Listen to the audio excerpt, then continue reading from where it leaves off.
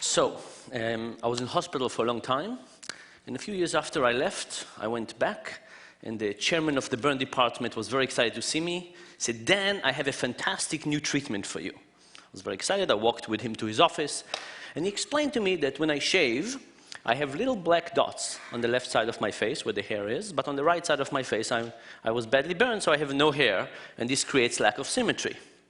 And what's the brilliant idea he had? He was going to tattoo little black dots on the right side of my face and make me look very symmetric. Sounded interesting. He asked me to go and shave.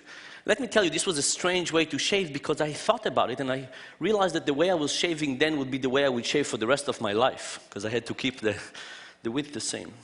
When I got back to his office, I wasn't really sure. I said, "Can I see some evidence for this?" So he showed me some pictures of little cheeks with little black dots, not very informative. I said, "You know, what happened when I grow older and my hair becomes white? What would happen then?" "Oh, don't worry about it," he said. "We have laser, we can whiten it out." But I was still concerned, so I said, "You know what? I'm not going to do it." And then came one of the biggest guilt trips of my life. This is coming from a Jewish guy, right? So that means a lot. And he said, "Dan, what's wrong with you? Do you enjoy looking non-symmetric? Do you have some kind of perverted pleasure from this? Do women feel pity for you and have sex with you more frequently?" None of those happened. And this was kind of very surprising to me because I've gone through many treatments. There were many treatments I decided not to do, and I never got this guilt trip to this extent.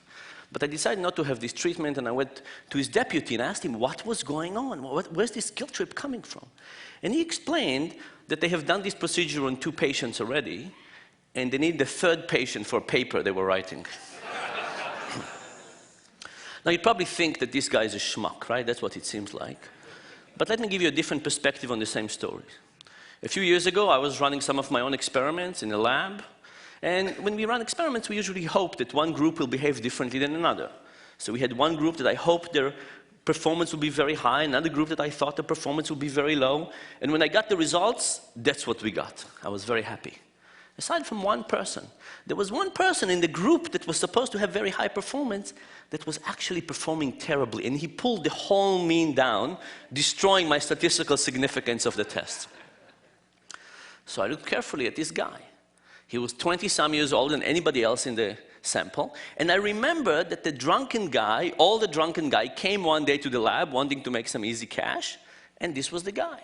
Fantastic, I thought. Let's throw him out. Who would ever include a drunken guy in the sample?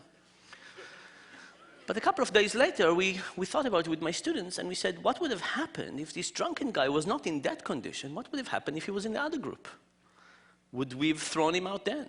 We probably wouldn't have looked at the data at all, and if we did look at the data, we probably said, fantastic, what a smart guy who is performing this low, because he would have pulled the mean of the group lower, giving us even stronger statistical result that we could.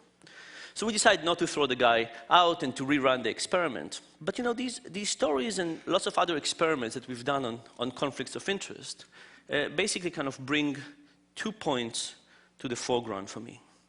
The first one is that in life we encounter many people who, you know, in some way or another try to tattoo our faces, right? They just have the incentives that get them to be blinded to reality and give us advice that is inherently biased.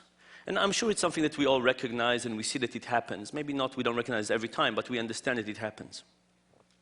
The most difficult thing, of course, is to recognize that sometimes we too are blinded by our own incentives. And that's a much, much more difficult lesson to take into account because we don't see how conflicts of interest work on us. When I was doing these experiments, in my mind, I was helping science, right? I was eliminating the data to get the true pattern of the data to shine through. I wasn't doing something bad. In my mind, I was actually, you know, a knight trying to help science move along. But this was not the case. I was actually interfering with the process with lots of good intentions. And I think the real challenge is to figure out where are the cases in our lives where conflicts of interest work on us and try not to trust our own intuition to overcome it, but to try to do things that prevent us from falling prey to these behaviors, because we can create lots of undesirable circumstances.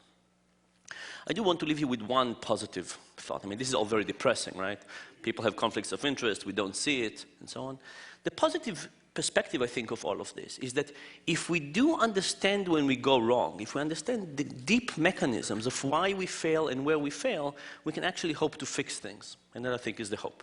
Thank you very much.